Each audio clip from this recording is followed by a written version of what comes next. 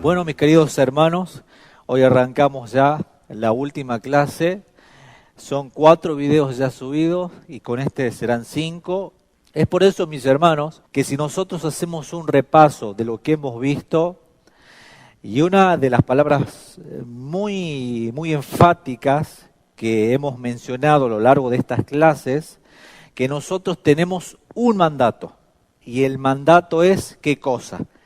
Predicar el Evangelio.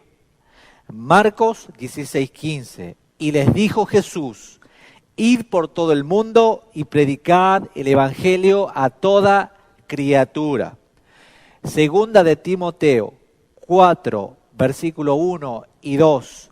Te encarezco delante de Dios y del Señor Jesucristo, que juzgará a los vivos y a los muertos en su manifestación y en su reino. Escuchen bien, que prediques la palabra, que instes a tiempo y fuera de tiempo, redarguye, reprende, exhorta con toda paciencia y ¿qué cosa dice? Y doctrina. No podemos confrontar, enseñar, exhortar, redarguir, reprender con otra cosa más que no sea la palabra de Dios, la doctrina de Cristo. En segundo lugar, para que nosotros lo podamos tener en cuenta también, y es lo que hemos dicho a lo largo de las clases, que Dios pondrá las palabras en nuestra boca. Recuerden siempre esto, Dios pondrá las palabras en nuestra boca. Mateo 10:20, porque no sois vosotros los que habláis, dice el Señor Jesús, sino el Espíritu de vuestro Padre que habla en vosotros. Ustedes, mis hermanos, son únicamente vasos de honra. Son instrumentos en las manos de Dios. Ustedes están llenos del Espíritu Santo. Por lo tanto, los que hablan no son ustedes, sino que es el Espíritu de vuestro Padre habla por vosotros. Éxodo, capítulo 4, versículo 10 y 12. Entonces dijo Moisés a Jehová: ay, Señor, nunca he sido hombre de fácil palabra, ni antes, ni desde que tú hablas a tu siervo, porque soy tardo en hablar, torpe de lengua. Y Jehová le respondió: ¿quién le dio la boca al hombre? ¿O quién hizo al mudo y al sordo? ¿O al que ve o al ciego? ¿No soy yo Jehová? Ahora pues, ve y yo estaré con tu boca y te enseñaré lo que hayas de hablar. Moisés, para presentarse delante del faraón, tuvo que estar lleno de Dios y tuvo que estar sumergido en la presencia de Dios. Y fue Dios quien le dio todas las palabras. Es por eso que Dios le dice: ahora pues ve y yo estaré en tu boca y te enseñaré lo que hayas de hablar. Moisés, para presentarse delante del faraón, fue enseñado y direccionado por Dios. Y no fue con sabiduría humana, sino que fue con el poder de Jehová, con la fuerza del Dios Altísimo, con la sabiduría que el Espíritu de Dios le dio a Moisés para poder confrontar y hablar delante de Faraón. Cosa que no cualquiera podía hacerlo. No cualquiera podía tener una entrevista con Faraón y menos acercarse delante de él para confrontarlo y darle una orden que deje ir al pueblo de Dios libre.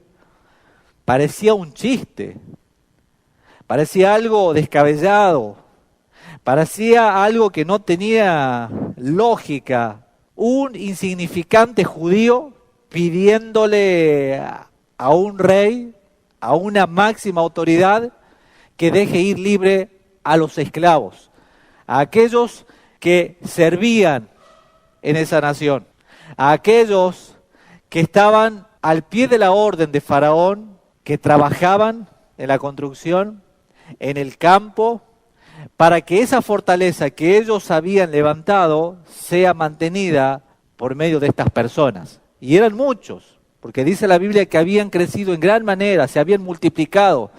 ¿Ustedes piensan que Faraón iba a dejar ir libre tan fácil a los judíos si estaban al servicio de él? No, claro que no. Pero Moisés se presentó con toda la autoridad de Dios a pedirle que los deje ir libres. Pero la Biblia dice que Dios era el que le endurecía el corazón a Faraón para que no los deje ir libre aún por el momento. Era Dios quien endurecía el corazón. Pero lo hizo para manifestar su poder y su grandeza y su mano fuerte y poderosa en Egipto y en la vida de Faraón y de todos los egipcios. Dios es el que da el poder a sus hijos. Dios es quien da el poder a la iglesia en estos tiempos. Hermanos queridos, en tercer lugar, nosotros no tenemos que olvidarnos que somos luz. Lo que dice en San Mateo capítulo 5, versículo 14 al 16, vosotros sois la luz del mundo. Una ciudad asentada sobre un monte no se puede esconder, ni se enciende una luz y se pone debajo del almud, sino sobre el candelero, y alumbra a todos los que están en casa. Así alumbre vuestra luz delante de los hombres, para que vean vuestras obras y glorifiquen a vuestro Padre que está en los cielos, dice el Señor Jesús. Hermanos, como iglesia somos luz. No vivimos en la oscuridad, en tinieblas, sino que somos luz. Y esa luz, la que es de Cristo en nuestras vidas, alumbra a todos los hombres. Es por eso que nosotros, cuando llevamos el Evangelio, llevamos ¿qué cosa? La luz de Cristo. En cuarto lugar, debemos recordar nuevamente esto. Dios está con nosotros como poderoso gigante. El Dios eterno, temible, grande, el que hizo grandes milagros y proezas a favor de su pueblo en el Antiguo Testamento, el que conmueve a las naciones, el que puede con tan solo una palabra acabar con todo el universo y volverlo a hacer nuevamente con una palabra, ese Dios gigante está con nosotros. Y no solo está con nosotros, sino es el Dios que nos manda que vayamos. Nos dice, vayan, yo estoy con ustedes. Vayan tranquilos, yo voy con ustedes. Dios, mis hermanos, está con nosotros como poderoso gigante. Dios es quien nos protege. Dios es quien nos sustenta. Y Dios es quien pelea por nosotros. Jeremías 20:11. Mas Jehová está conmigo como poderoso gigante, por tanto los que me persiguen tropezarán y no prevalecerán. Serán avergonzados en gran manera, porque no prosperarán. Tendrán perpetua confusión que jamás será olvidada. Hermanos, el Señor está con nosotros y si nos persiguen, esos enemigos tropezarán. Y Dios será aquel que se encargará de ellos. Todos aquellos que atenten contra nuestras vidas, Dios se encargará de ellos. Hermanos, nosotros solamente obedezcamos la voz del Señor, su mandato, porque Él está con nosotros. Nosotros vivimos por fe y no por vista. Nosotros vivimos por fe y no por vista. Y no es necesario, mis queridos hermanos, que nosotros miremos a un ángel o miremos a legiones de arcángeles a nuestro alrededor. No. Nosotros por medio de la fe sabemos que Dios está con nosotros y que Él puso a disposición sus ángeles para que nos cuiden. Y eso ha sucedido a lo largo de nuestro caminar como creyentes. En estos mismos momentos, la presencia de Dios está aquí, pero también aquellos servidores del Dios Altísimo están aquí. están cuando tú te retires, cuando tú te vayas a trabajar, cuando tú te vayas a la casa de un pariente, a donde estés. Dios ha puesto a disposición su cuidado, su guardado, sus ángeles y algo más grande, su presencia. Hermanos, nosotros estamos en la gracia, estamos en Cristo y estamos bajo esa salvación preciosa y hermosa que Dios nos ha otorgado por medio de Cristo. Pero también nosotros somos portadores de esa gloria inmensa que es otorgada por el Señor a favor de nuestras vidas. Y Él ha prometido estar con nosotros hasta el fin, hasta el fin. Ahora, en quinto lugar, y esto es algo muy importante, Dios nos va a dar siempre la victoria si nosotros le exaltamos. En Daniel capítulo 6, versículos 10 y 11, cuando Daniel supo que el edicto había sido firmado, entró en su casa y abiertas las ventanas de su cámara que daban hacia Jerusalén, se arrodillaba 3 veces al día y oraba y daba gracias delante de su Dios, como lo solía hacer antes. Entonces se juntaron aquellos hombres y hallaron a Daniel orando y rogando en presencia de su Dios. El otro día, mientras estaba trabajando, y bueno, el Señor me ha bendecido que el trabajo que tengo, puedo estar trabajando y puedo estar escuchando predicaciones y puedo estar escuchando música. Y puse la Biblia hablada en la mañana.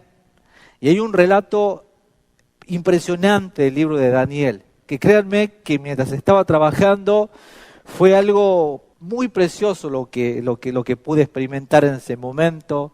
Se me llenaron de lágrimas mis ojos al escuchar estos relatos del libro de Daniel y específicamente esto. Daniel no obedeció al edicto, que no podían invocar ni orar a otros dioses, sino que Daniel, dice la Biblia, que oraba 3 veces al día, como la costumbre de los judíos. Pero en medio de ese edicto, él no se detuvo de hacerlo. Él no se detuvo de orar y clamar a Dios. Le trajo consecuencias. Y dice la Biblia que Daniel fue lanzado a un foso de los leones. Pero dice en Daniel capítulo 6, versículos 22 y 24, mi Dios, y miren la expresión, mi Dios personal, el cual cerró la boca de los leones para que no me hiciesen daño, porque ante él fui hallado inocente y aún delante de ti, oh rey, yo no he hecho nada malo. Entonces se alegró el rey en gran manera a causa de él y mandó a sacar a Daniel del foso, y fue Daniel sacado del foso y ninguna lesión se halló en él, porque había confiado en Dios. Hermanos, cuando salimos a evangelizar, no es solamente salir a evangelizar, sino que salimos, una vez más le repito, a un campo difícil, complicado. Y vamos a hablarle a personas que son enemigas de Dios, que rechazan el Evangelio, que viven en tinieblas, que viven en oscuridad y que son hijas de Satanás. Nosotros llevamos la luz en medio de las tinieblas. Nosotros estamos llevando libertad a los cautivos por medio de la predicación del Evangelio. Puede traer algunas ciertas consecuencias, pero esas consecuencias no deben ser el motivo para temer. Porque dice la Biblia, ninguna lesión se halló en él. ¿Por qué? Porque Daniel había confiado en su Dios. Nosotros salimos con un mensaje, con un mandamiento, en obediencia, pero confiando en Dios, que Él estará con nosotros. Hermanos, si vivimos, para el Señor vivimos. Y si morimos, para el Señor morimos. Porque de Él somos, dice el apóstol Pablo. Mis hermanos, la única garantía que le podemos dar nosotros y que el Señor nos da a nosotros es la vida eterna. Es la vida eterna.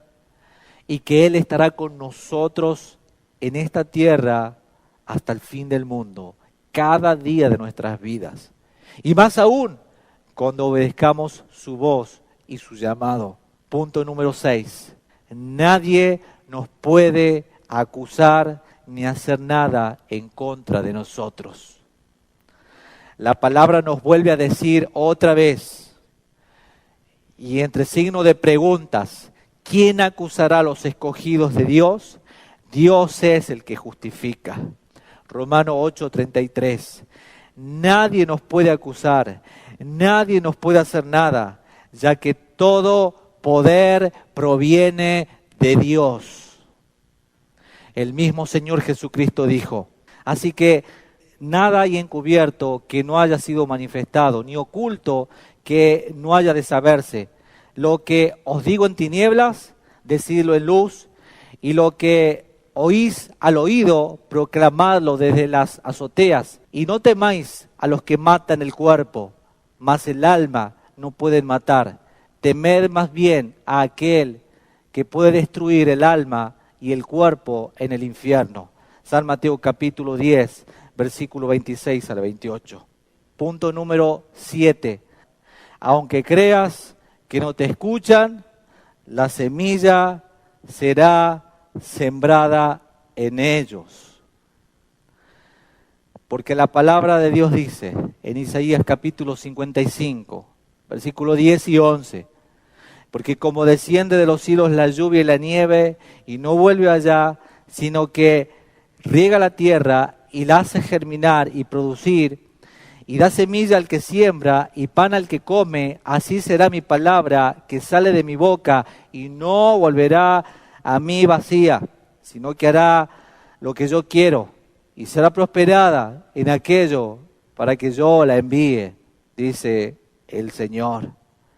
Hermanos queridos, nosotros a veces predicamos la palabra a una persona y sentimos que no nos escucha o que no está interesada y que pensamos nosotros que no pasó absolutamente nada.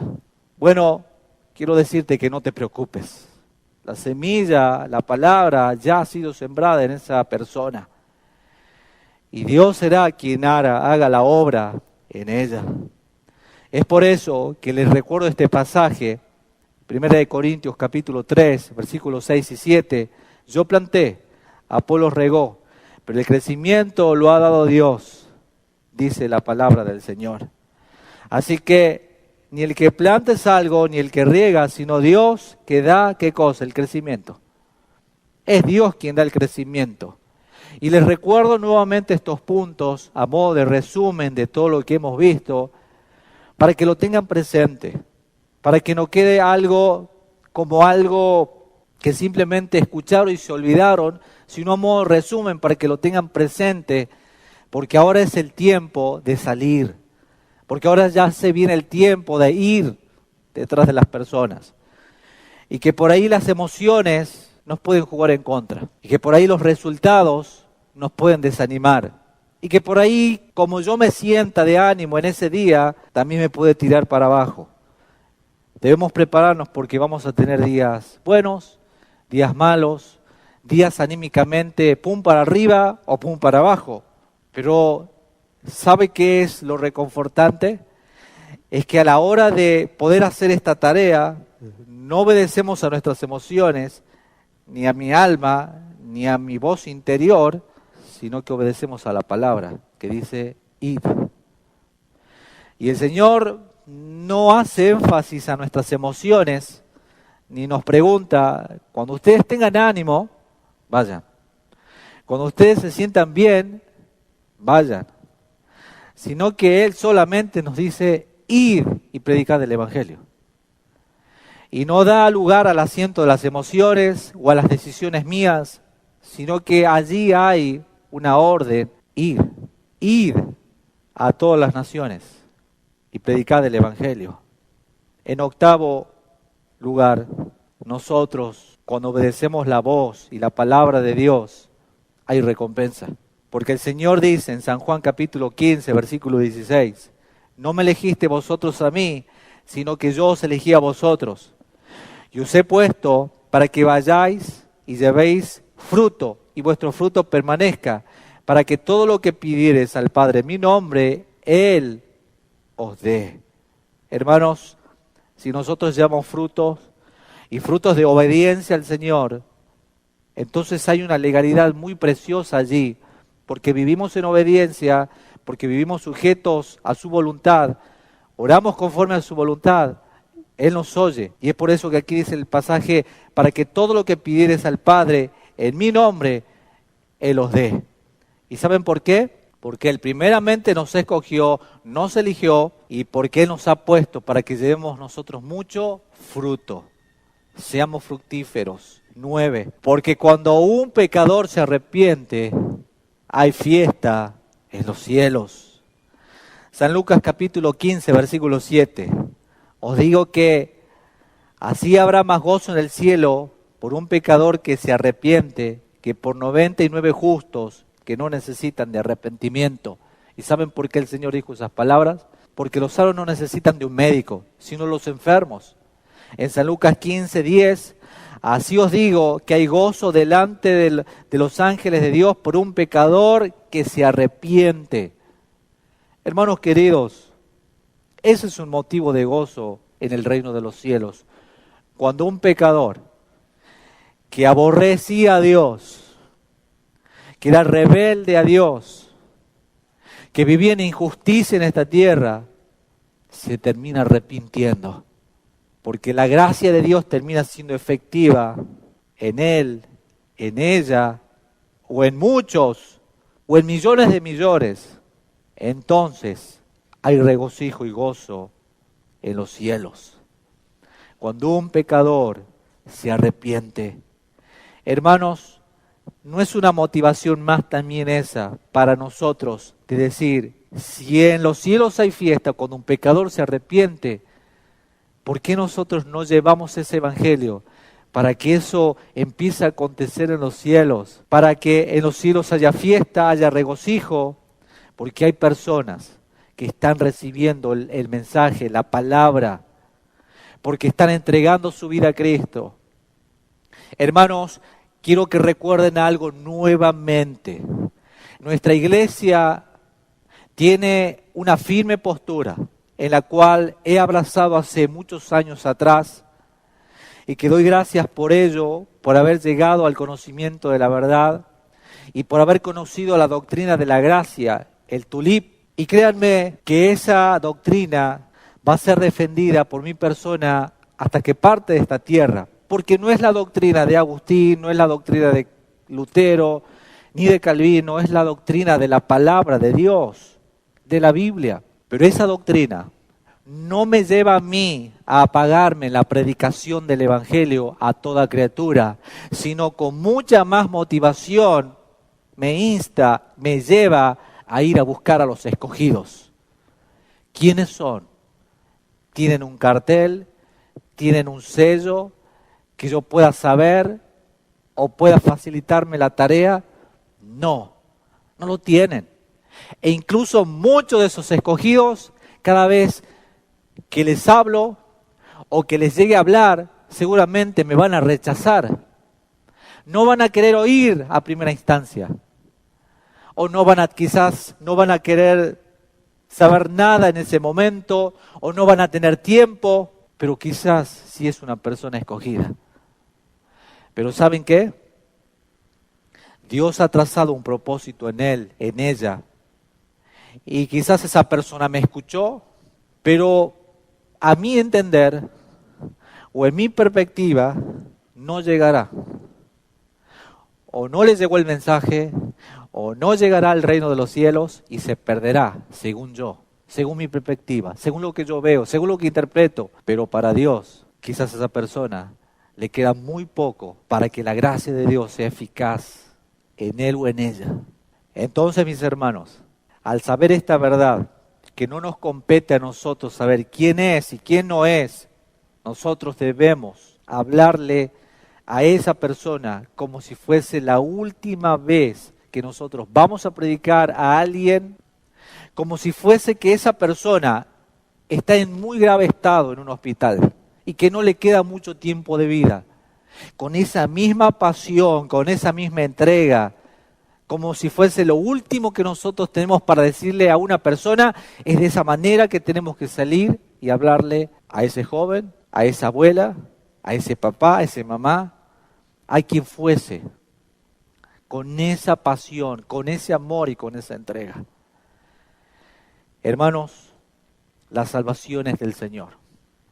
Nosotros no somos los salvadores, somos los transmisores, somos los instrumentos en sus manos, somos los mensajeros, nada más que eso.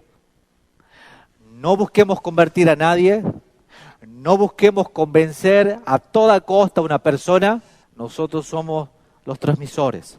Estamos para decirle la verdad, estamos para decirle lo que la Biblia dice, estamos para instar al arrepentimiento, llevarlos a Cristo. Nosotros estamos para decirles, ustedes están en un grave peligro, ustedes están encaminados a la condenación.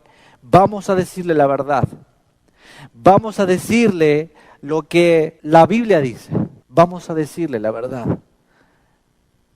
No estamos para perder el tiempo, estamos para decirle la verdad. Estamos para decirles que el amor de Dios está dispuesto a transformar sus vidas, a abrazarles, a poder experimentar esa nueva vida en la cual todos nosotros experimentamos y que queremos también que ellos vivan de la misma manera. Hermanos, vamos a salir a las calles a decir la verdad. No quiero que caigamos en las emociones, que caigamos en hacer sentir a las personas que son víctimas de la vida, porque no lo son, sino que estamos para decirle a las personas, eres culpable. Tú eres culpable, así como yo lo soy. Somos culpables y merecemos la condenación. Es por eso que te vengo a traer este mensaje de salvación, porque la Biblia dice que hoy es el día de salvación y que mañana puede ser demasiado tarde. Nosotros vamos a transmitirles el mensaje del ultimato a las personas, porque nosotros no sabemos si esa persona mañana va a seguir viviendo o su corazón se detenga, una muerte súbita. Nosotros no sabemos, nosotros vamos a llevarle ese mensaje quizás por última vez a ellos y no van a tener ninguna otra oportunidad. Quien les lleve ese mensaje por última vez a esas personas, quiero ser yo. Es por eso quiero que ustedes también abracen esta tarea y digan, heme aquí, Señor. Si tú quieres usarme para llevar, aunque sea por última vez, este mensaje a esa persona, heme aquí, Señor. Dame la oportunidad. Yo quiero hacerlo. Yo quiero hacerlo. Yo estoy preparado para hacerlo. Lo que tú hiciste en mí, también quiero que tú, Señor, lo hagas en ellos. Lo hagas en él, lo hagas en ella. Úsame, Señor. ¿Se dan cuenta, hermanos, de qué se trata? Es por eso que le dije, no es solamente repartir folletos, te invito a la iglesia. ¿Y qué pasa si esa persona no tiene tiempo y oportunidad ya de ir a una iglesia? Se muere en el camino, no llega a su casa, le queda un mes. No sabemos. ¿Se dan cuenta que es un mensaje final para muchos? Quizás para muchos sea el mensaje final, la última oportunidad, el último llamado. Somos privilegiados en llevar ese mensaje y estamos para agachar la cabeza en obediencia y decir, siervos inútiles somos. Allí vamos, Señor, a donde tú nos envíes y hablarles a quienes tú nos mandes hablarle. Señor, heme aquí. Pero ¿por qué aquel no viene con nosotros? Si debería también estar haciéndolo. Tú déjalo a él, tú sígueme. Aquí no se trata quién lo hace y quién no. Nosotros obedezcamos. Los demás se encargará el Señor de ellos y les dará convicción de la tarea. Nosotros obedezcamos su voz. Seremos 1, 2, 3. Con 3, Dios puede hacer proezas.